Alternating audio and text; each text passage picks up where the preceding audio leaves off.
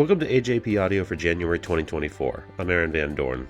In this episode of the podcast, I spoke with three authors from a paper in this month's issue of the American Journal of Psychiatry looking at the impact of the menstrual cycle on rates of suicidal ideation and planning among female psychiatric patients who menstruate. I'll let them introduce themselves in a moment. Following that interview, we'll once again hear from AJP Editor-in-Chief Dr. Ned Kalin about the rest of the January issue. I hope you'll enjoy it. But first up, let's introduce our featured authors. I'm Jaclyn Ross, a clinical research scientist at University of Illinois at Chicago. I'm Jordan Barone. I'm a MD PhD candidate at the University of Illinois at Chicago. And I'm Tory Eisenlohr-Moul. I'm an associate professor of psychiatry at the University of Illinois at Chicago, Department of Psychiatry. Dr. Ross, suicide is the leading cause of death in the U.S., and assigned at birth females are 3 times more likely to report suicidal ideation, planning, and suicide attempt than assigned at birth males. Your study looked at the day-to-day impact of the menstrual cycle on changes in suicide-related symptoms. What can you tell us about what you found? So first, we looked at the relationship between daily changes in specific psychiatric symptoms. That's symptoms like feelings of depressed mood, anxiety, hopelessness, anger, and similar symptoms of the like, along with daily changes in suicide-related symptoms. So a current challenge in the field of suicide prevention is that we do not have a strong understanding of which factors predict acute suicide risk. So while prior work has made strides in understanding which lifetime or kind of trait level characterological risk factors may make individuals more vulnerable to suicidal ideation, much less is known about what day-to-day symptoms lead to escalation in acute risk for suicide. And by that, I mean, we don't have a strong understanding of which factors lead to increases in the intensity of suicidal ideation on a given day, nor do we understand which factors lead to the conversion from suicidal ideation to more specific suicidal planning. So our first goal was just to explore these questions in a large transdiagnostic sample of female outpatients who are already prone to suicidal ideation. And what we found is that most of our psychiatric symptoms did co-vary with suicidal ideation on the daily level. So increases in any of these symptoms on a given day co-varied with increases in suicidal ideation on that same day. And for suicidal planning, we found, so that's that more concrete, specific form of suicidal ideation, thinking about when and how you might kill yourself. There we found that a number of depressive symptoms kind of co-varied with suicidal planning at the daily level. So that was depression, hopelessness, rejection sensitivity, right? Being sensitive to rejection or hurt feelings, and perceived burdensomeness, feeling like a burden to the people around you.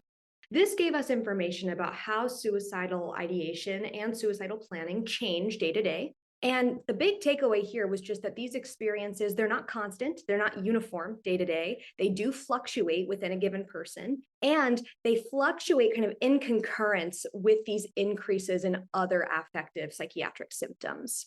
So that was the first kind of just descriptive piece of the study. Next, we wanted to characterize how all of these symptoms change across the menstrual cycle in service of answering this really critical clinical question of when and why suicide risk fluctuates within patients who are already broadly at risk for suicide. And the menstrual cycle is this predictable, recurrent, and measurable factor that we can actually leverage in service of better predicting acute suicide risk. And a huge strength of our work here is that we used a urine hormone test to confirm ovulation, which means we're actually quite confident in the specific hormonal profiles that we're comparing between participants. Mm-hmm. So what we found here is that most symptoms did show a perimenstrual exacerbation pattern. So they tended to be lowest during the early luteal phase and really peak during the perimenstrual phase. But we also found really large random effects throughout, which means we saw just really significant individual differences in these effects. So yes, on average, people experience this perimenstrual peak of symptoms, but it's so different from person to person. The strength of that effect is different, even the direction of that effect. There's so much individual variability here. But overall, we found that suicidal ideation and suicidal planning were most severe in the perimenstrual phase with these notable random effects.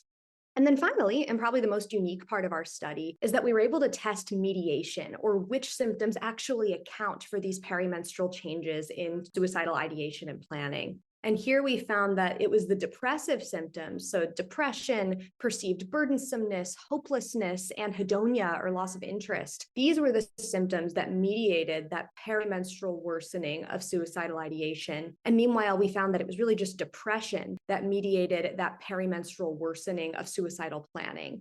So in other words, we can say that it was really these changes in depressive symptoms that specifically play a role in the cyclical worsening of suicidality. Your study looked at previously established between-person and within-person associations between psychiatric systems and suicidality. Can you explain the distinction between these two categories? Yeah, I'm happy to answer that. So I think Jackie did a great job touching on that as she was describing our findings, but I can just pull out a little bit more of what that means. So a lot of the research in this realm so far has been between person, meaning identifying, for example, what trait level risk factors someone has that makes them overall over their lifetime more likely to either experience suicidal ideation or even make a suicide attempt. So for example, that could be something like a person with a higher lifetime history of depressive symptoms is probably more likely to have suicidal thoughts over their lifetime than someone who doesn't have those symptoms.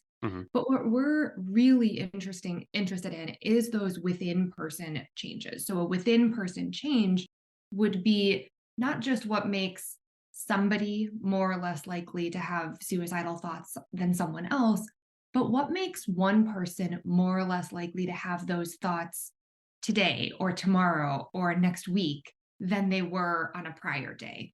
So really getting at the question that Jackie mentioned of we don't know why or when people who are already prone to suicidal thoughts are at risk of those worsening or those turning into actions. So for us, we look at the menstrual cycle as a within person factor. So we're very interested in understanding for someone experiencing suicidal thoughts who has a natural menstrual cycle, are they more or less likely at certain points in their menstrual cycle to experience worsening in their suicidal symptoms? And can we then use the menstrual cycle as a time varying factor that could someday help us predict for individual patients when they might be more at risk of their own symptoms worsening? So the way that we look at this statistically for us is that you'll hear us mention, or you'll see in the paper, that our models test for something called fixed effects or the overall effects, basically saying like on average, we know that we found that the symptom of maybe depression increases surrounding menses compared to the early luteal phase. But then we look at the random effects or the individual differences, which really let us look at those within person trajectories and how they differ from person to person to say that when we look at the raw data, one person might be most sensitive to symptom exacerbation in a mid-luteal phase, while the other person might not have symptom exacerbation until after their menses has started. And those types of differences are really where we're looking at with within-person associations. The idea of hormonal changes and the impacts from the menstrual cycle on women has often been used as a joke or a hackneyed cliche and has unfortunate cultural baggage rooted in misogyny and not taking women's experiences seriously.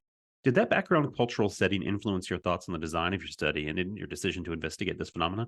Yeah, so as a researcher working in this field for over 10 years now, I can say that when I bring up the menstrual cycle and mental health to the average person, I usually get a pretty extreme response in one direction or the other. I get either someone saying PMS is made up, this is a cultural, as you said, cultural misogynistic cliche. Why do we treat women as though they're crazy because they have hormone fluctuations? This is made up by the patriarchy, right? So that's one kind of response that I get is people are like, this is made up and it hurts people assigned female at birth. It hurts women. The other response that I'll get is someone saying, why don't the doctors take PMS seriously? It can be so severe and so awful. And, you know, my mom had severe PMS. My sister had severe PMS. People will say things like that to me and say, you know, and they couldn't get help from their doctors. Their doctors didn't listen to them when they told them that this was really severe and affecting their lives. And we need more research on women's mental health and we need to solve this problem, right? So you can see that sort of depending on the experiences somebody has had in their lives, depending on, maybe their own experience or the experiences of people who are genetically related to them, because that's where we usually talk about this kind of thing. It's kind of a stigmatized thing, right? So we only talk about it within our families usually. Depending on that, people have extremely different views on it. And so, as a girl, I felt that PMS was made up and this, misogynistic thing. And then as I grew and learned about the experiences of other people, I found that for other people, it was very real, and it was really disabling and upsetting, and even destroying their lives in some cases. So as a scientist in this area, I really try to hold both of those truths at the same time and say, most people assigned female at birth, most people who menstruate do not have significant changes in their emotions, in their thoughts, in their behaviors across the menstrual cycle. They function just fine on any day of the cycle, and maybe even better than some of the men around. And we don't need to worry about it for the vast majority of women. However, there is a subset of women or people assigned female at birth that really have extreme changes in their symptoms across reproductive transitions, whether that's the menstrual cycle or pregnancy or menopause or even puberty. And for those people, we need to take it very seriously, especially because we've been finding consistently now across several studies that having these hormone sensitive changes in your mood across the menstrual cycle is really associated with suicidality. So it's a really serious thing that we need to take seriously when someone says that they have these changes, because we know that they can actually be dangerous. But at the same time, we need to approach our interactions with women and other people who menstruate in the world, not assuming that they have this disorder in relation to their hormones. It's been reported that women are more likely to die in car crashes, perhaps in part because some of the safety features that cars themselves have been designed with were designed with an average man in mind, a form of unconscious bias with a deadly edge. Is the same true for suicide interventions and other treatments for suicidal ideation? That's an interesting question. There are complicated sex differences in suicidal thoughts and behavior. So men are actually more likely to die by suicide. And the prevailing understanding of this at the moment is that men are really socially trained to use dangerous objects like guns, Hmm. and they're socially brought up to normalize sort of violent behaviors in some contexts. And so men really learn how to use lethal means in a way that then increases their risk of death, because instead of using, say, poisoning or something that's a less sort of reliable way of killing oneself, they use guns, which are much more deadly. So men are more likely to die, and the prevailing wisdom is because they use these more lethal, dangerous means than women. However, women make about 3 times as many suicide attempts as men, and they have about 3 times the suicidal thoughts. So in terms of the amount of suffering across one's lifespan due to thoughts about death, planning suicide attempts, making suicide attempts that maybe don't result in death, but do result in damage to the body or the brain, women suffer more in that regard. So it's an interesting kind of paradox. And I think that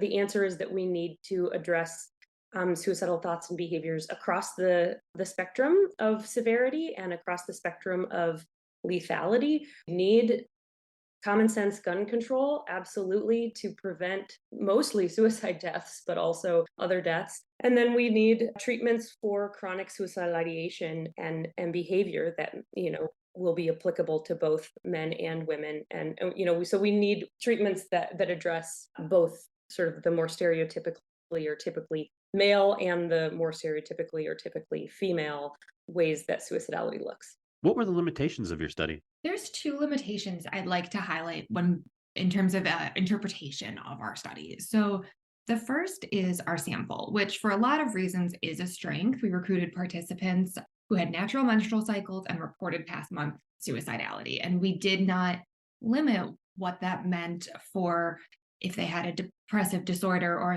a minor substance use disorder, anxiety disorders. We allowed all of that in our study.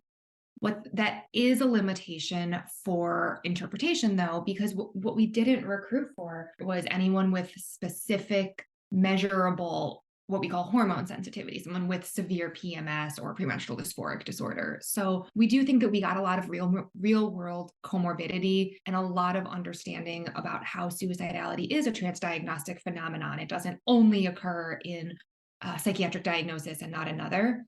But this does mean that we definitely need future work to see if these menstrual cycle related patterns, where we saw perimenstrual worsening and we saw that the early luteal phase was usually the lowest, if those translate to the same effect size and to the same time trajectories and with the same amount of individual difference in people with those menstrual cycle mood disorders like PMDD, or if the relationships are a little bit different, maybe a little less individual variability, maybe more that we're not thinking of in those other populations. The second limitation I do want to highlight is everything we talked about when Jackie was going over our findings was about same day fluctuation. So for example, did today's hopelessness fluctuate alongside with today's suicidal thoughts?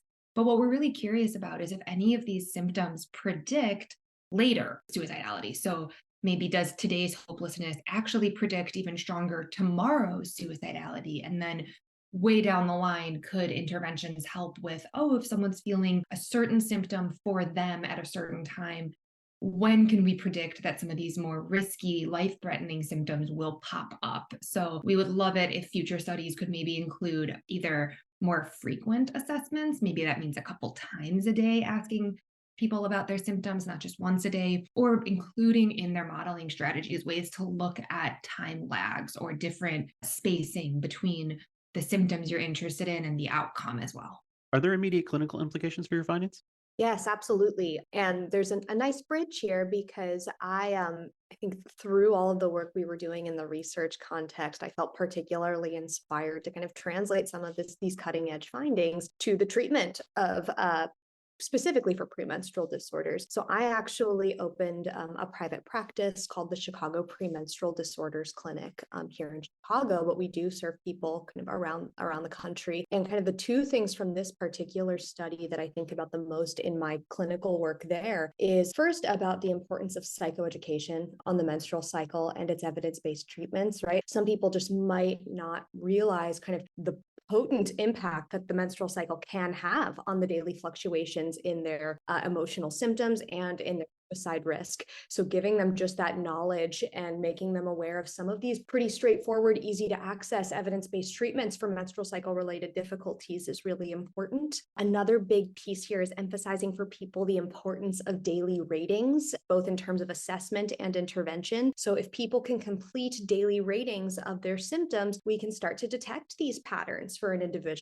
Can start to understand those kind of critical high risk phases for them and intervene accordingly, right? Deliver kind of the skills-based intervention that is going to be most useful given that fluctuation of a certain symptom on a certain day. And that kind of paves the way for, I think, the importance of this individualized approach. The fact that we saw these really significant random effects, so this really significant individual variability in all of our findings pretty much across this study, highlights that clinical work really does require an individualized approach that focuses on when an individual is most vulnerable in the cycle and which symptoms are most closely linked with suicidal ideation and suicidal planning for them, right? Because it might be a little different for each person. So if we can understand that when and which, right, that when in the cycle and which symptoms, then we can really introduce skills that target the specific processes that elevated suicidality for that individual during this critical high-risk phase for them. Ms. Barone touched on this a little bit earlier, but what's next for your research? I can speak a little bit to kind of the clinical work that I think is coming next. So first, I think when we're thinking about how to continue to translate this for clinical questions about intervention, right? I think what we're realizing is that we need a stronger behavioral intervention that can really target suicide risk in this population. The work we're discussing here suggests that the menstrual cycle can modulate suicide risk, which of course has implications for individuals with premenstrual disorders, so PMDD and premenstrual exacerbation of underlying disorder. So I'm really thinking about those populations as I consider kind of what comes next in terms of clinical intervention research. And it tells me that we need a behavioral intervention that works. So given the elevated suicide risk in this population, it seems like dialectical behavioral therapy interventions, which were originally designed for chronically suicidal individuals, are likely very well suited to meet the needs of these individuals. So I know a future direction here is we really want to test dialectical behavioral therapy, DBT, and kind of an adaptation of this treatment package for premenstrual disorders with specific consideration for kind of how to insert specific DBT skills across the cycle to mitigate suicide risk and just emotional affective lability across the cycle. And then I can add to another future direction unless you wanted to take it, Tori. No, go ahead. I'll go after you. I was just going to mention that our lab, so Tori's lab, where our day-to-day projects are really focused on randomized clinical trials for hormonal interventions so that we can start to understand. Jackie talked about when, she talked about which symptoms. And I think another huge piece of future research is why. So if we can start to unravel the mechanisms that are biologically potentially causing or leading to these psychiatric symptom changes, I know that's an area of research a lot of us are extremely interested in. Yeah, my laboratory focuses on both behavioral and biological mediators of these effects so that we can understand which people might benefit from an SSRI for suicide prevention across the cycle, for example, who might benefit from learning skills to tolerate intense negative emotions or advocate for their needs, who might actually need something more significant like a chemical menopause treatment or GnRHA mechanism. So I think we're interested in all these individual differences and how they eventually will inform which treatments people need and how we can most efficiently provide those interventions.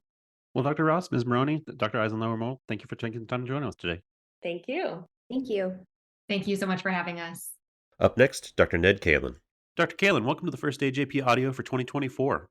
Thank you, Aaron. It's a pleasure to be here. Earlier in this episode, I spoke with Dr. Ross, Ms. Barone, and Dr. Eisenlohr-Moul about their study of looking at the effects of the menstrual cycle on suicidal ideation and planning in psychiatric patients. What else can you tell us about it?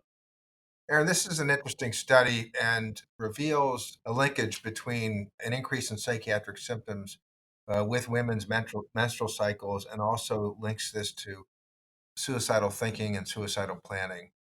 Now, it's probably not a surprise to all of us that women are sensitive to changes in their hormonal status during the different phases of their menstrual cycle.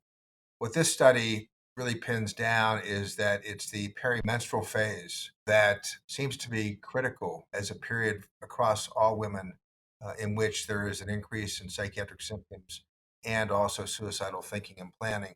This study was done in 119 women of reproductive age, all of which had psychiatric illnesses, but this was done across various diagnoses. So the findings were not diagnosis specific, suggesting that this relation between menstrual phase, increase in psychiatric symptoms, and suicidal ideation and planning is independent of diagnosis in women.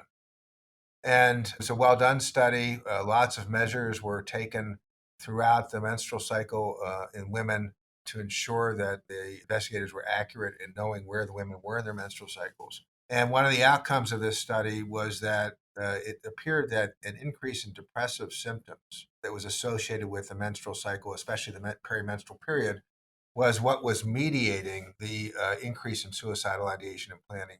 When you think about it, that's not particularly surprising, but this is important further information that is beginning to get more specific about pinning down where and when during the menstrual cycle women may be more vulnerable if they already have psychiatric problems and if they have a tendency to have some suicidal ideation or thinking. Next, we have a paper by Nodger and colleagues looking at the trends in body mass index between people with bipolar disorder and the general population. We have two papers in this issue that are related to body weight and increases in body weight in psychiatric patients. This is a research paper that we have. We also have a really nice review by Roger McIntyre and colleagues from the University of Toronto that provides an overview on psychotropic drug-related weight gain and its treatment.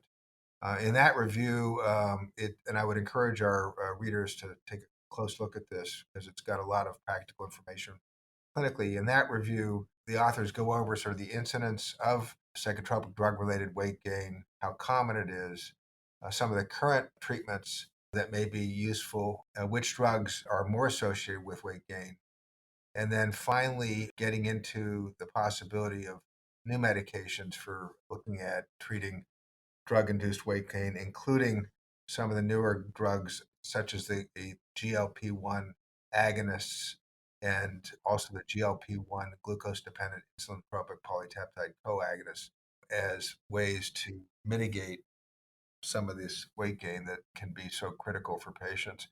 In the research paper that you alluded to and that is in the journal, this specifically looks at bipolar patients. It's valuable because it's done in an extremely large sample. It's data that was collected over about a 10-year period and included over 22,000 individuals with bipolar disorder, and they were compared to roughly 70,000 individuals that did not have bipolar disorder that were comparison individuals. These data are from the Swedish National Registry for Bipolar Disorder and also from another cohort in Sweden. Again, not surprisingly, because we know this clinically, in general, men and women with bipolar disorder had higher body mass index measures and more obesity than what was observed in the comparison general population. Women with bipolar disorder had the highest levels of obesity. When looking at 1 year, for example, in this case, in the year 2013, they did a comparison of what was the 50th percentile body mass index for men with and without bipolar disorder, and what was the 50th percentile BMI for women with bipolar disorder as compared to women that did not have bipolar disorder. And there again, you see an increase in 1 to approximately 2.5 points, 2.3 points greater for men with bipolar disorder in the 50th percentile. And then when you look at the 85th percentile of BMIs, it's 2.3 points greater for men. In women, in the 85th percentile, it's actually 4.1 points greater for women with bipolar disorder than those that don't. So showing that this illness, bipolar 1 and bipolar 2 disorder, are associated with increased weight gain in men and women, that it's significant, that it's reflected in the BMIs, and also they found a trend over time that this tended to increase further in individuals with bipolar disorder. Following that, Ishtak Ahmed and colleagues have a paper looking at the clinical outcomes of commonly used antidepressants on older adults in Denmark. What did they find? So this is a study that is clinically relevant to treating patients who are older who have depression. We have another paper in the journal using TMS, which I'll come to in a minute, for geriatric depression. In this particular paper that's focused on antidepressants, this also was done in a very large sample, over 93,000 individuals that were diagnosed with depression and that were 78 years or older. They're on average 78 years of age, I should say. This is from the Danish registry, and patients here were observed. It was a registry that looked at depressed patients over about a 10-year period. What they found was that the questions that they asked really were focused on the first year of treatment. What were sort of the side effects? What was the likelihood to stay on medication? What was the likelihood of being switched or discontinued from the medication that individuals were started on from the standpoint of antidepressant treatment? What they found was that over this first year of treatment for an individual, that roughly 44% of individuals stopped treatment. They also found that roughly 5% of individuals switched to another antidepressant during that time, and roughly 20% of the sample received another antidepressant as an augmentation strategy. Now, it's important to keep in mind that these are patients that were treated in Denmark, and there are certain guidelines there for treatment, and so this may or may not be generalizable to patients in other countries or in the US, but nonetheless, it's still helpful information. Amitriptyline was the antidepressant that had the highest discontinuation rate of all the antidepressants that were used. And the most switching was seen when venlafaxine, duloxetine, or amitriptyline, or mianserin, a drug that is currently not used in the US for depression, were started. Sertraline was the most started drug that was most likely to be started. This isn't surprising because the guidelines in Denmark suggest that SSRIs, especially sertraline, should be the drug of choice. So this gives us some insight into what happens during the first year of treatment in patients who are older, in this case, on average, 78 years of age. It's useful, but it also should be, I think, taken with a grain of salt in relation to how generalizable this is. We have a really nice editorial that accompanies this paper by Dr. Art Walizak from the University of Wisconsin. He discusses the findings of the paper, but also, again, from a clinical standpoint, provides a general overview of treatment of depression in the elderly, which I would encourage our readers to take a close look at, again, from the standpoint of clinical practice. The January issue also contains 2 priority data letters looking at theta burst stimulation in the treatment of depression. Yeah, so the first one is really germane to the treatment of depression in the elderly. And this is a small study. It's basically taking a look at 14 depressed patients who were 60 years of age or older that were treated in other earlier protocols, and then culling the data from those patients out and doing a sort of post hoc analysis on those patients. Now, what's interesting about this is that these patients were treated with the theta burst accelerated protocol for TMS. We've talked about theta burst before and published some papers in the journal related to this. But just to review for folks, theta burst stimulation is a type of TMS that uses a frequency that attempts to mimic naturally occurring electrical frequency of waves in the brain. And particularly this frequency of waves occurs in the hippocampus and in cortical regions, is thought to be related to enhancing neuroplasticity. So the frequency of stimulation with intermittent theta burst is trying to mimic this more naturalistic theta wave that is associated with neuroplasticity. Evidence has demonstrated that theta burst is as effective as regular TMS, and the FDA has approved theta burst treatment for depression. What's important to keep in mind is that in one of the non-inferior trials that was used for FDA approval, it was demonstrated that you only needed 3 minutes per day of theta burst compared to 37.5 minutes per day of typical or standard TMS to be effective when administered over a 4 to 6 week period. Now, what's different about what was used here and what has been found is that you can also give theta burst in a very accelerated protocol, giving lots of stimulations within a day over a 5-day period. And that's called accelerated theta burst protocol. And that was what was used in the 14 patients from which the data was analyzed that were 60 years of age or older in this particular paper. And the findings were quite dramatic. These patients had dramatic responses from the standpoint of the reduction of their rating scales for depression. In this case, the Montgomery and Asperger Depression Rating Scale was used. In a separate letter, actually by the same group, not related per se to geriatric depression, the investigators looked at whether or not retreatment with accelerated theta burst would be effective in patients that were initially treated with that protocol but then relapsed. And what the investigators found was that they found 27 patients from their studies that relapsed and were treated on average roughly 26 days later with a second accelerated theta burst paradigm. And what they found was that of the 22 patients that initially were remitted when they were treated, 20 of those individuals also remitted from their depressive symptoms when retreated.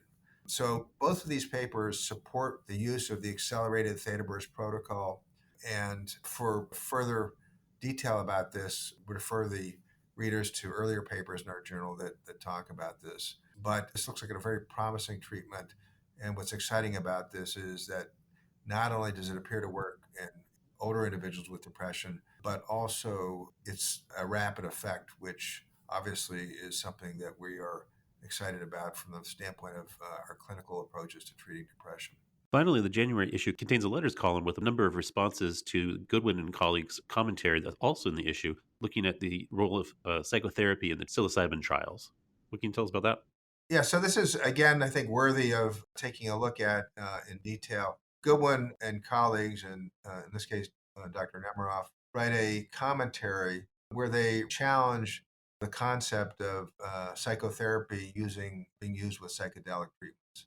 In particular, they focus on psilocybin treatments and ask the question of whether or not the type of interaction that is associated with that treatment by individuals supporting patients going through this is truly psychotherapy. And they argue that this is not truly psychotherapy, that this is support that is given to patients and should not be called psychedelic assisted psychotherapy.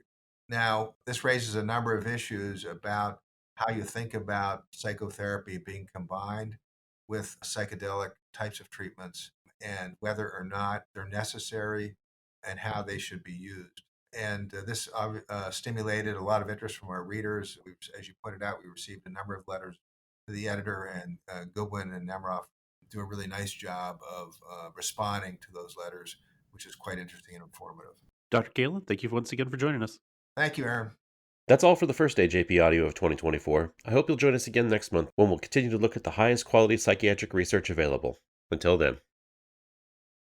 The views and opinions expressed in this podcast are those of the individual speakers only, and do not necessarily represent those of the American Psychiatric Association.